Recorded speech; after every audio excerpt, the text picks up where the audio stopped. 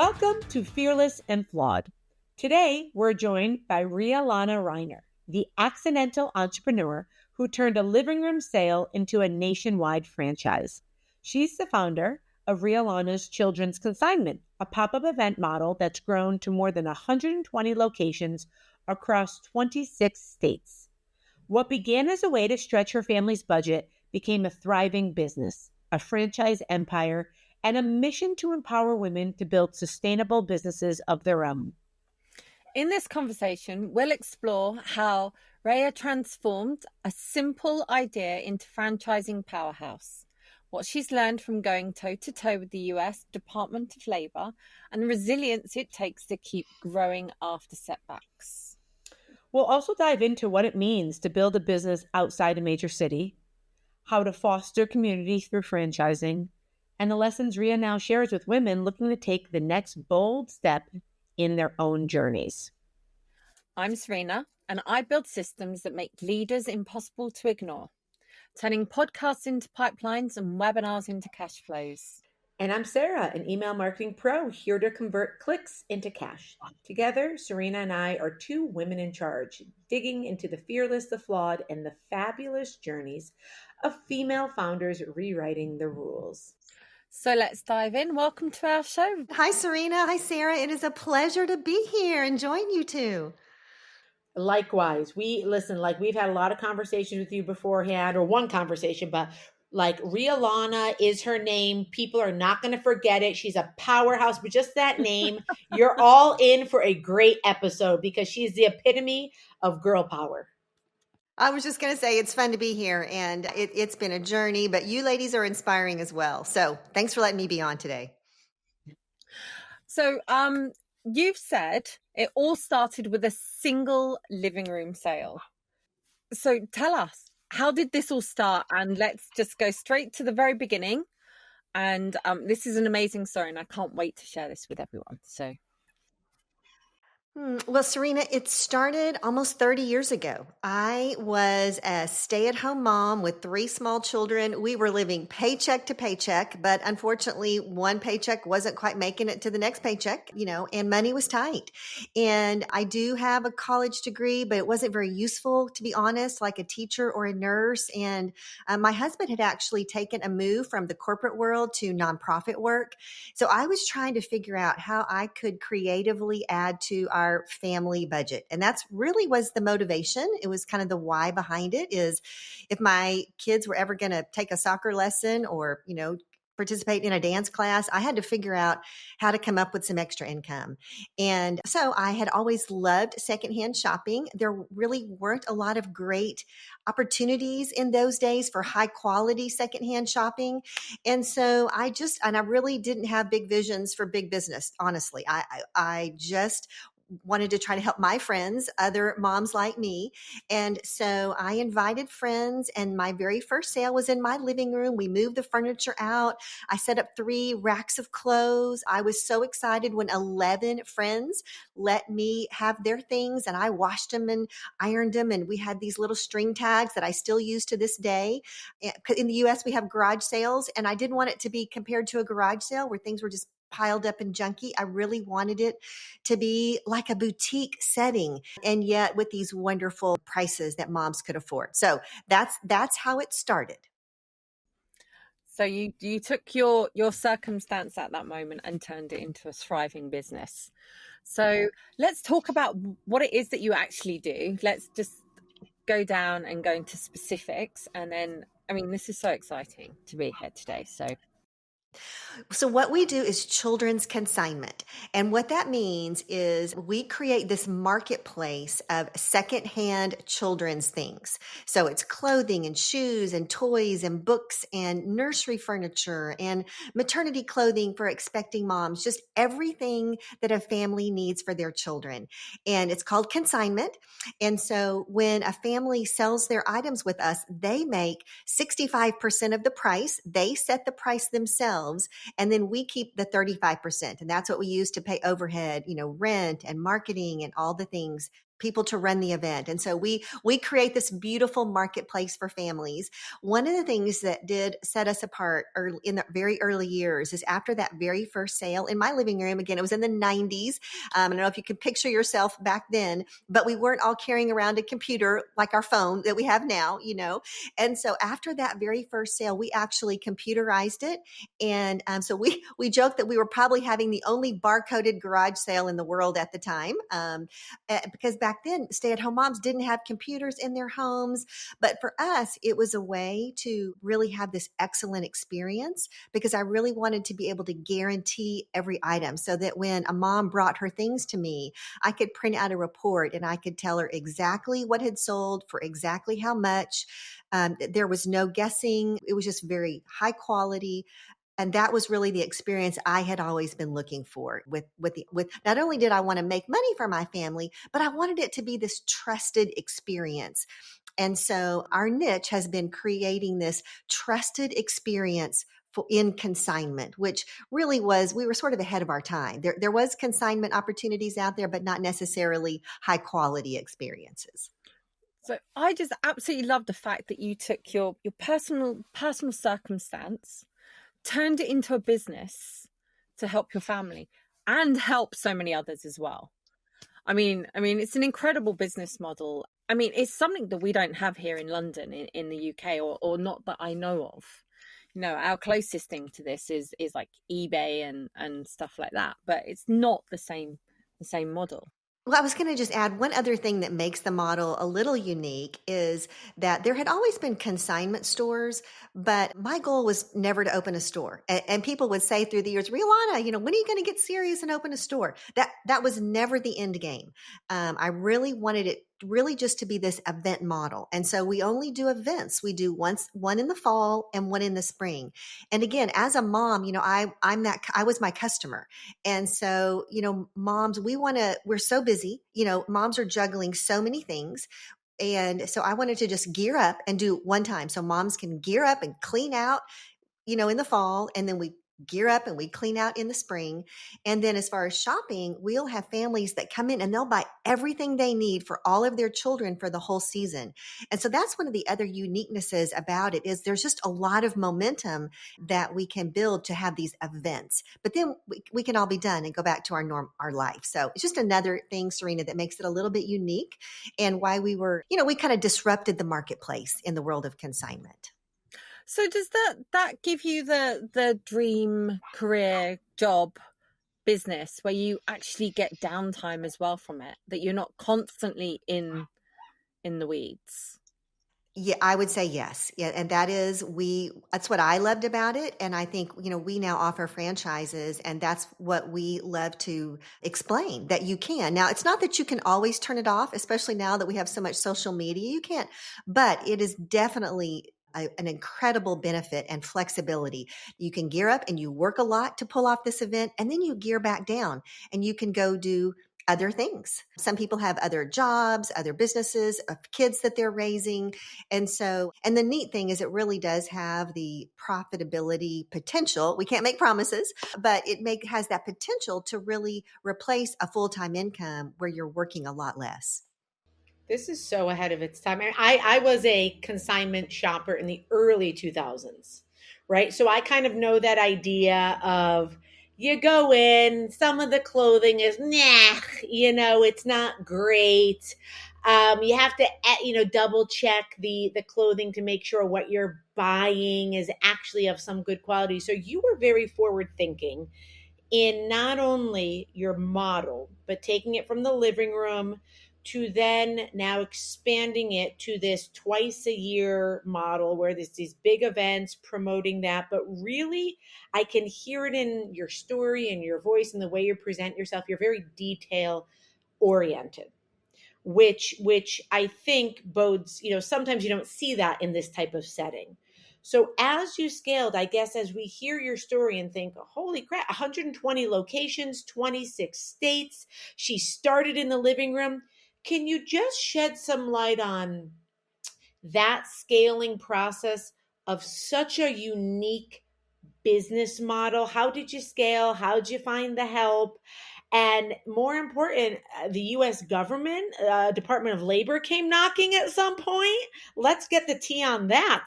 Sara, you asked a loaded question. There's a lot of stuff there to unpack, but I am a detail person, which, it's a blessing and a curse. I think with where I've learned, with how my life has gone, it's been a blessing because I definitely am a person in the details. I care about the details.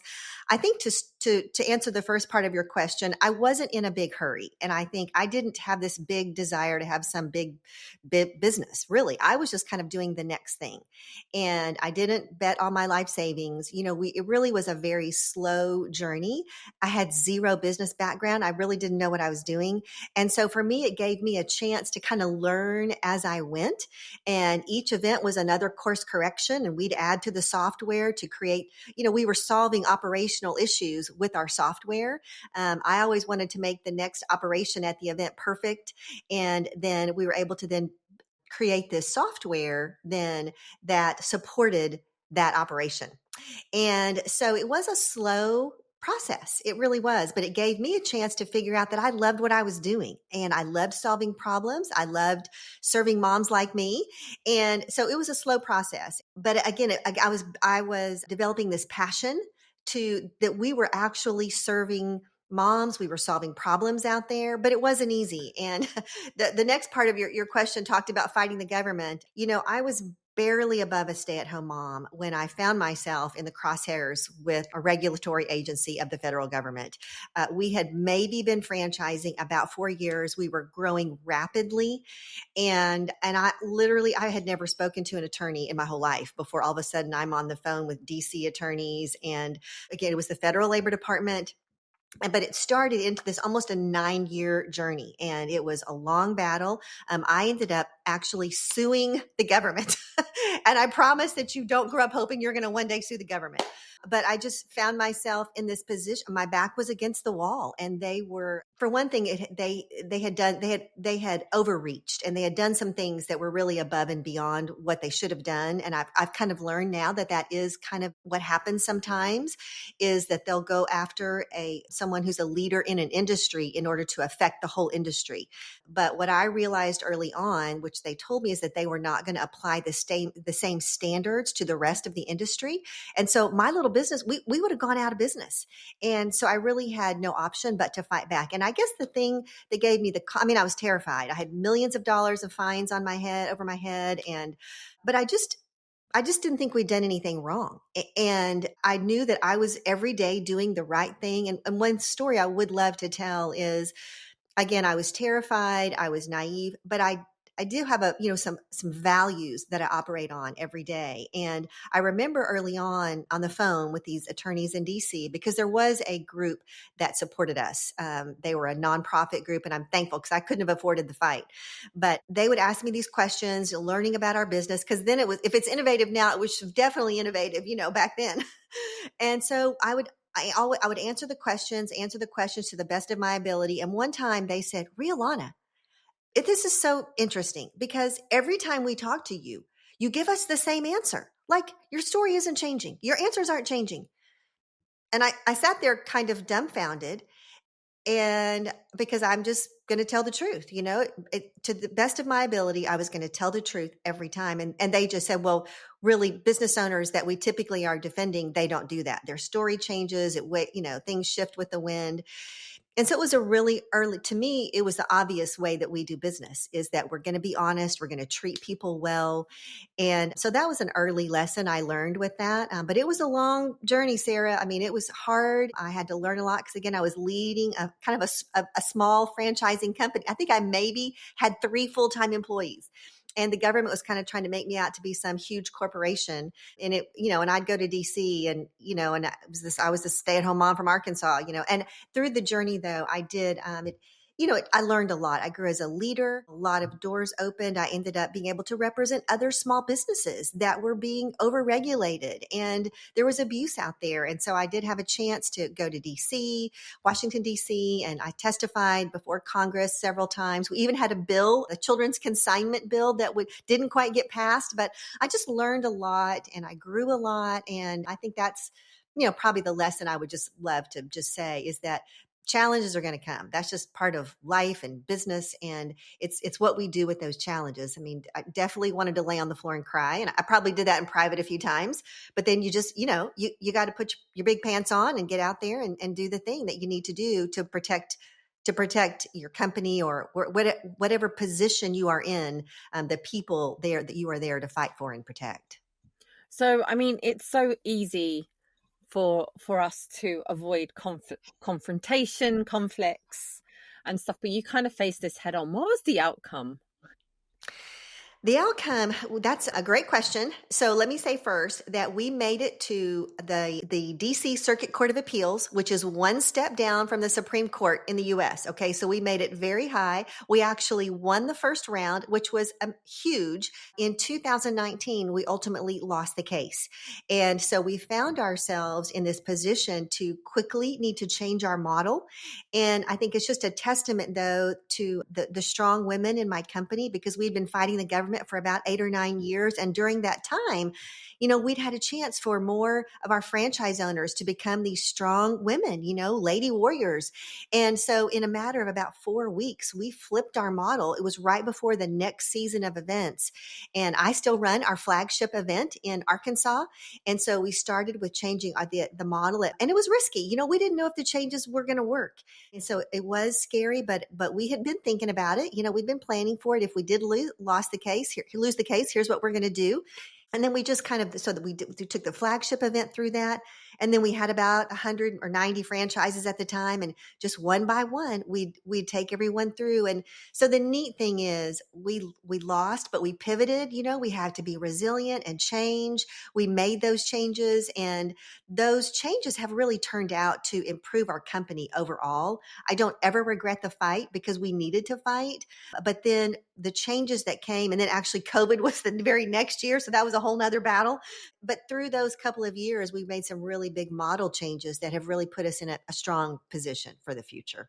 Well, I think most of us would have just laid down on that bathroom floor, cried with a bottle of wine and never gone back to work, would have just walked away, started something else. So, I mean, the 9 years of fight, did you say 9 years? You said 9 years, didn't you? Mm-hmm. The 9 years of fighting this really did give you good time to think about what was going on and to drive forward. So I mean, it was so brave of you to take that on, personally, I think. And even if you lost, I mean, wow, just even taking them on is just very brave. Well, thank you. But I think that we oftentimes find ourselves in a position where we don't have a choice. I really didn't have a choice. I had already had franchise. Walked away. Well, maybe I could have, maybe, but I didn't want to lose. There is a part of me that I didn't want to lose. I didn't want to lose. I knew our model was good. I knew families needed us, and it was worth fighting for. So you're right, I could have, but it was worth fighting for. And I think we're faced with those decisions every day. Now, there are some things that are not worth fighting for, but the big things, especially if we really feel like we're doing the right thing. And which I did. And I had enough people behind me that also believed we were doing the right thing. And so, ultimately it is tough to fight the Department of Labor. And I did learn that as well. And so, but in the end, even though we lost the court battle, we won in the end because we're still here. We're still growing. I'm a stronger leader. I had to learn. I'm an introvert by nature, to be really honest. And all of a sudden I was thrust on this national stage where I was on national TV. I had to articulate very complex concepts and make them very simple. And so that's another thing that, hard things do for us. They just force us into developing these skills that we didn't know we had. So if we just give up, if we did just say, oh, I'm going to start something else, I'm going to try. If we just spend our life, just kind of giving up and starting the next thing, we don't build that resilience muscle that ultimately we need that. Leaders, if we're going to succeed, we have to have that resilience muscle of I've overcome I've overcome this. Okay, I can do, because that's not the only battle that I faced. Other ones have come. And even though we live for the day that there will be no more fights to fight and, no more hard things, unfortunately, that day is never going to come. And so I think you build this muscle and a little bit of confidence. Hey, I can solve this. I can figure this out. I gotta stay in the battle long enough to figure it out. See, this says more about your personality and who you are than saying that you just took it on. You didn't have to. You did it for many great reasons, good reasons. And even though you ultimately didn't walk away, the trophy holder, the winner, you still you learned so much on the way. You carried that forward, and that speaks a lot about your business, your ethics, your company, so much more than than most other stories can convey. Okay, so now we're in COVID. So how many stores have you got at this point? How many employees? How big are you? And how did this change your business? Well, I still remember where I was sitting in COVID, and we probably all can. It was the spring of 2020. And again, we are in the event mode. We do fall events and we do spring events. And it was early spring. I had just finished our flagship event. I was sitting in my little office, and I have all these franchises across the US, and I look at them as kind of my children. I really do. I'm mentoring them, and they'll call the corporate office with problems. And so I got a call from a couple of our franchise owners in Washington State.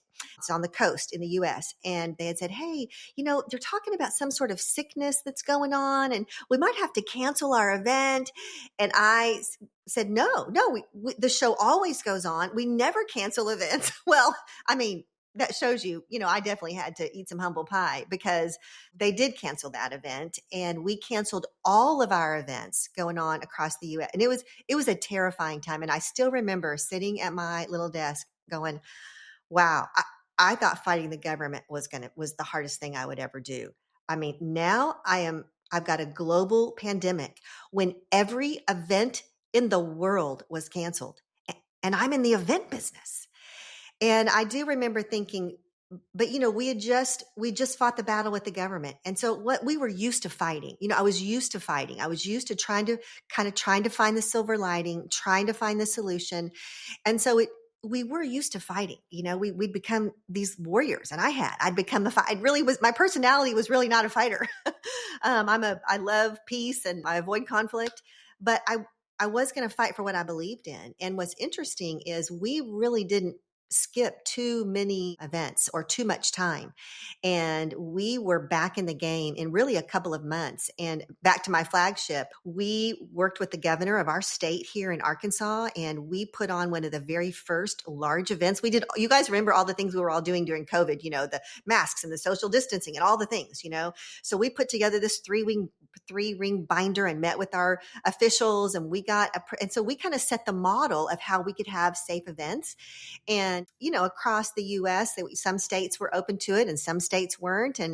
But we really set the pace in how to go ahead and have events within we got everything approved, and families came to our events. And this time we had, again, we probably had about 90 franchises at the time. And my flagship event, it was huge. We have in this huge, we probably had 1,500 consigners. I don't remember, 100,000, fills up a whole Walmart. You guys know what Walmart, everybody knows what Walmart is, like a huge Walmart, but it's a beautiful marketplace. And we had families come that literally hadn't been out of their homes in months, and just tears down there. They were just so happy because our events are also about community. They're about families coming together, because their families selling items and other families are buying items. And we just were able to say, hey, we're a safe place where families, their hearts were full. They needed things, for their families. So it was another opportunity for us to grow and really set the pace as leaders in the retail industry as well.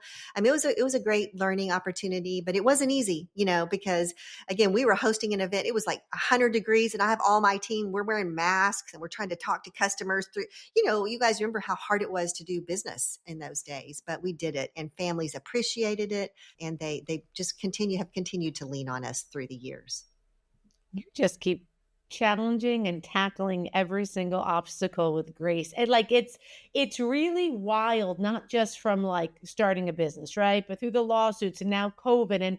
And you've mentioned a bunch of times this word franchise, right? Franchising. And, there's a lot of people listening who we hear the word, right? But don't necessarily really understand what that is, what that looks like. So Can you explain what that model looks like relevant to the business model? Because that seems to be a driving factor in the business model. So I'm a stay-at-home mom, or I'm a woman who wants a career change. I'm listening to this and I'm like, oh, I'm liking what she's saying. How do I get in on this? What does that look like? That is such a great question, Sarah. Franchising, if I were going to put it into a nutshell, franchising is doing business in community. And it starts with a model. So, we are the franchisor, and I had this model of doing consignment events. And so there is a way that we do events. We have proprietary software, we have systems, we have a brand. And so we have this model, and then we take it and we package it, and then we let other people buy that model. And so those folks are called franchisees. I tend to call, in my own world, I like franchise owner. I feel like it's a more respectful way, but in the franchising community, they're called franchisees. So you have the franchisor and the franchisee. And the franchisee, typically you pay a chunk of money. Like McDonald's are set up this way. McDonald's are the franchisor, and then all the stores that you see around, they're franchisees. And the franchisee pays a chunk of money to buy the rights to this model, and then they will pay royalties through the years, depending on. So our franchise owners will have an event, and they pay a percentage of their sales back to the franchisor, and that's called a royalty. And so that's what we use to have a corporate office where we provide support, ongoing support to help with marketing and branding and operations, and just providing this support system. So that's where it starts from. I do have to tell you that I was fairly naive when I got started in franchising. I didn't know much about it. I didn't have a lot of money to, hire some fancy consultants, which you can do that. There are lots of consultants out there that would love to take your money. But I didn't have that. And we've always bootstrapped this thing and paid with cash. And I had to make money in order to do the next thing. And so my first step was just seeing if someone else could do an event like I did. And so I have a younger sister. She's 10 years younger than me, bossed her around her whole life. And so we let her be the first test franchisee, because I thought if anybody will do what I tell them, my little sister will. So she was our first test franchisee, and she did it. So we kind of figured that out. Oh, okay, this is duplicatable again. And it also has to be duplicatable. It has to be duplicatable in other markets, in other communities, in other areas. And so that was the first test. And there's a book that I read at the time. I'm not joking. Franchising for Dummies. I would take my kids to the community pool. I would read my book with my yellow highlighter, and I would just kind of go down the list and just do it. And I wrote my operations manual. I did hire a really good attorney to put together all of our legal documents to make sure I was doing it right. But for me, I couldn't really afford to lose a lot of money. I didn't know if anybody would even buy a franchise. But that's what franchising is. And I love franchising because it is doing business in community. And I think I never wanted to be in business by myself. Like, that sounds terrible. I wanted to do it with people who would be friends with me 10, 20, 30 years from now. And so you build relationships you go through hard things together. And that's, I talked about the fighting the government and COVID. I was doing those things with women who were my friends, and it forges deeper relationships. You have hard conversations, but then you end up building a company that has a really strong foundation. Got it. And then what type of franchisee or franchise owners, what's the type of profile for someone who would come to you and say, hey, this is really up my alley? I think anybody can be a franchisee. I really do. I've been at this now. I franchised about 15 years ago. I think anybody can do it if you want to do it. Like, you can be an introvert, you can be an extrovert, but you do have to have some grit. You have to have some ambition. You have to have a desire to grow. You got to have some willingness to do hard things, but really anyone can do it. We've had so many women who have found their way through Rhea Lana's. I mean, everything from, in their typically a lot of women have another professional life. Some are stay-at-home moms, but some are accountants or veterinarians or teachers or nurses or so many other things. And so they've bought into Rhea Lana's as a side gig. Some of them are looking to get out of some are in a very demanding corporate world. And if some are having to get on a plane and leave a baby at home to meet the demands of their corporate job. And so sometimes that's what drives them to us as well. And so they're looking for more flexibility in their life, especially as they begin having children. They're trying to wear so many hats, but really anybody can do it. But you do have to have some drive. You got to have some drive, some desire to succeed and overcome. I think that's the same with all business, isn't it? There's got to be something to push us forward. Yes, absolutely. Each week we ask our guest to answer a question from a previous guest. They don't know who they were when they asked the question, so it's completely random, and it's really nice to keep this circle going. So our question for you is, what are your plans when you step down or step away?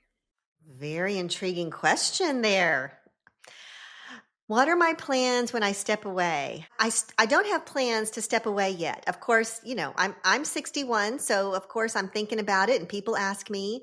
The good thing is I love what I'm doing. Like, I love coming into the office. I love leading this amazing corporate team of young women, and I love what I'm doing.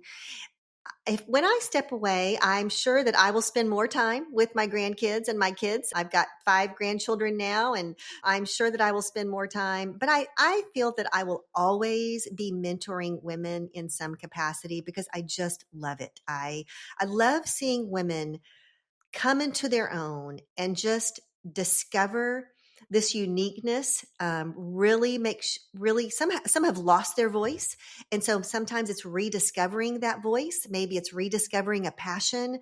I love seeing women get to a place where they feel confident, they feel secure in who they are and how they've been created, and the impact that they can make on others around them. And so I have a feeling I will always be doing that, whether I'm getting a paycheck or not.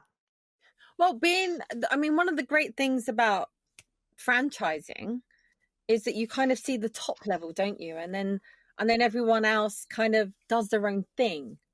So you kind of have this wonderful business model that allows people to grow and flourish in their own space, which doesn't need so much time.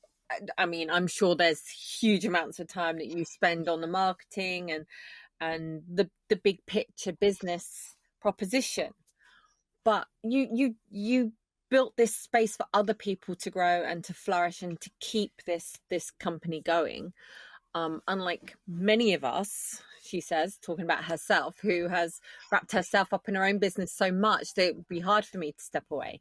But you've done it. You've achieved this fabulous position for yourself, and it's seriously, your business model is so tight. It sounds so good, and to think that you started off in your living room to help your family out of a position, out of a situation, being able to help others. I keep saying this, I'm girl fanning here. I need to stop.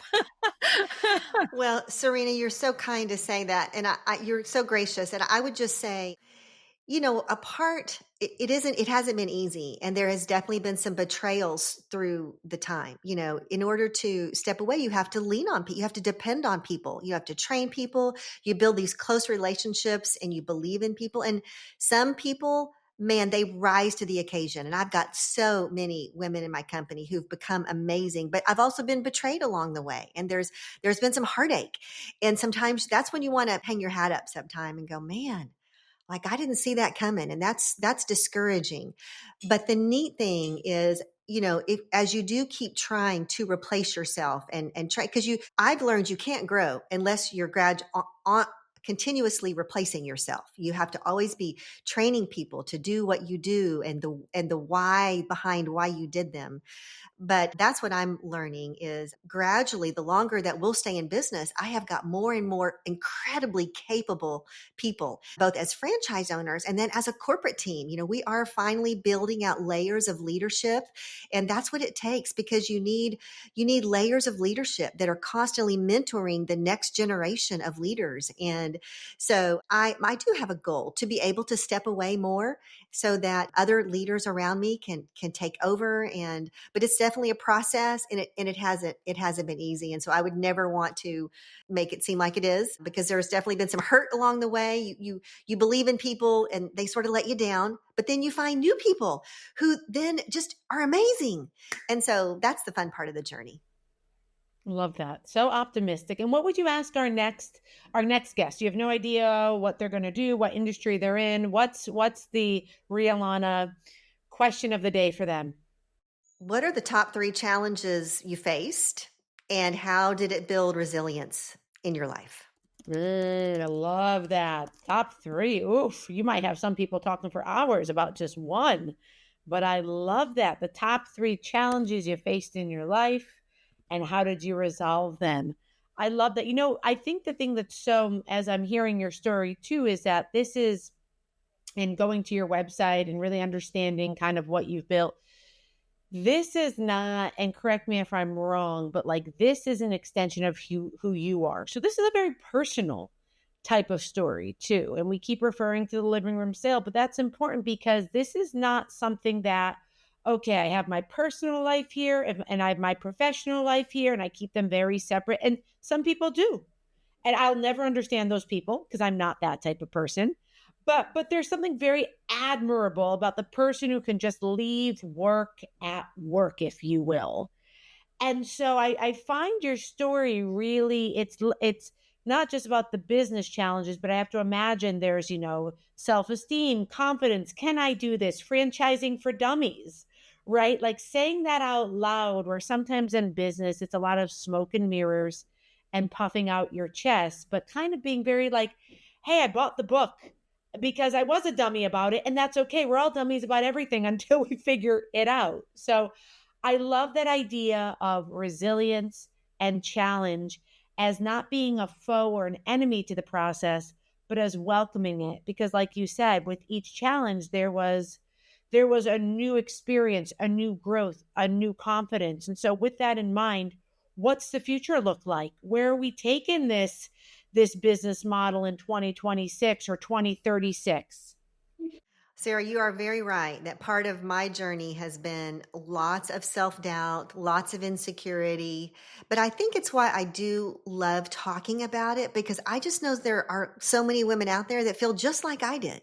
I'm a very average person, didn't have some fancy education. My family was very middle class. My dad was military. My mom was a teacher. Like, I'm a very average person. And so my hope would be that other women could find encouragement and inspiration, and that we don't have to do smoke and mirrors, because we've all seen the smoke and mirrors out there, right? I mean, even in the past year, I've had someone even work for me like that, and it was like, no, I don't want to be like that. I don't want to be like that. And I don't want people who work for me to be like that. Let's be real.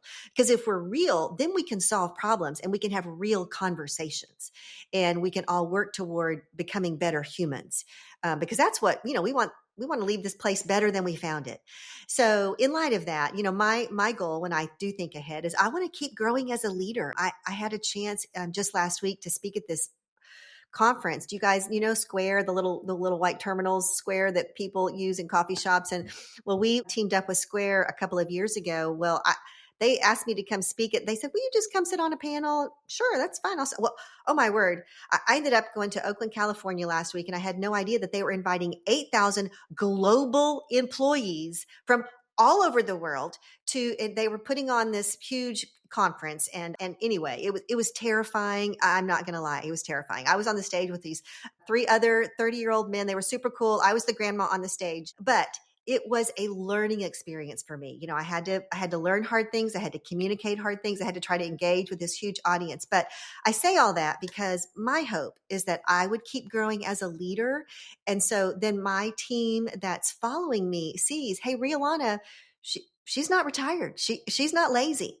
She's still working. Even in her 60s, she wants to improve herself. She wants to grow our company. And so my hope is that I would be a model for my corporate team, for my franchise owners, and then we want to keep growing. We do. We want to keep growing our footprint. We want to grow our brand. We know that moms are going to always have babies and children always need things. And so we know we have a great model, but we would love to be able to be franchising in more communities, and we would love our system to grow. And so we're trying to get to, our next goal is 150 franchises. We're at about 122-ish right now. And so that's really our next goal. And we're doing all the things to keep growing as a company. You thinking about moving outside the US? Because we don't, as far as I know, we have nothing like that here. Maybe. I mean, it's got to be the right fit. I have thought about it at different times, but you got to figure out all the international regulations, and well, it's definitely on the horizon. It definitely is. I always love visiting with folks outside of the US, and you just realize we're all the same. We just sound a little different, have a few different customs, but we're all the same. And so we'll see. That's the idea that I'm just imagining Serena in this consignment experience. Like I want to be there with a video camera just to see, because like I know the experience and it seems like an elevated experience, but I would just love to see Serena's face where it's a Walmart size type of warehouse, really beautifully done and organized, because it's truly, I've experienced that once or twice in my life. It's insane. It's bananas. It's like heaven. It's retail heaven, basically, is what it is. I have no idea what this is. And you can't until you've been there, with racks and racks and you're like, does it stop? The answer is no. And the prices are great. And you've got 3 carts full, and it's not even hour 2. So I totally am envisioning this. And for our listeners who are like, hey, I would like to see if there's locations around me, because these events happen twice a year, you mentioned. So for people who want to learn more about either the franchise model or just being a customer, this sounds great. Where can I support the business and kind of get my feet wet and what this looks like? How do they find out more? How do they find out locations, more about the company, all that good stuff? The best place to find info is at rhealana.com, and it's RHEALANA.com. And we have all of our locations are listed there. We're also on Instagram and Facebook and LinkedIn. You can either find me personally, Rhea Lana Riner, INER, or Rhea Lana's. And we would love to connect with you. Also on our website, if you go to rhealana.com/podcast, we don't do podcasts, but for those who are logging in today, if you fill out a form there, I will do a free consult and just visit about what's the next step. It can either be in franchising with us, or it can just be the next step in growing personally. Just love to have a conversation. Just love to offer that for free for your audience. And so just happy to do that. Awesome. I might book that consult just to talk to you more, because it is. That's what I would think. Honestly, I'm like, how do I get my own franchise here in the UK? Serena, if you listen, between you and me, if you move to the US and start a franchise, I'm gonna have to pull you aside and say, I love that for Rhea Lana and for you, but what's happening? Have you gone bonkers? You've uprooted your whole family for the love of this woman. That is fan crushing to the next level. But I would support you because she's worth it. I could start it here. You could start it here. No, I love that. And so if anyone wants to learn more information, as always, I always say the website, Instagram, social media, we always promote that on our website as well, fearlessandflawed.com. And, I think we interview naturally a lot of women, a lot of these stories. This is the first really franchise model I think we've ever discussed, right, Serena? Correct me if I'm wrong. And this is a very unique space. And so, I think this is, hopefully for listeners, this helps to expand not only a great conversation, but kind of their knowledge of business, quote unquote, possibility, what can be. So thank you so much, Rhea Lana, for just sharing your stories, being authentic. And last thing I want to note, you said, I'm just an average person. And I appreciate that, even though you're so above average and in many ways, really connecting to that stay-at-home mom or that mom with 4 or 5, that I hear what you're saying. You're doing it for the masses, for the people, not for for people like you. So thank you. That felt very humbling while also scaling a business to 120 locations. She keeps it real, people. I mean, that's rare to see. A girl from Arkansas just doing the damn thing consistently and with morals. So thank you. Well, thank you both for having me, Serena, Sara. I love what you're doing, and thank you for even opening my eyes today. I love getting to think about you all globally and what you're doing. So it's truly an honor, and the world needs more women who will do something positive with their platform and their voices. So it's been a pleasure to be with you.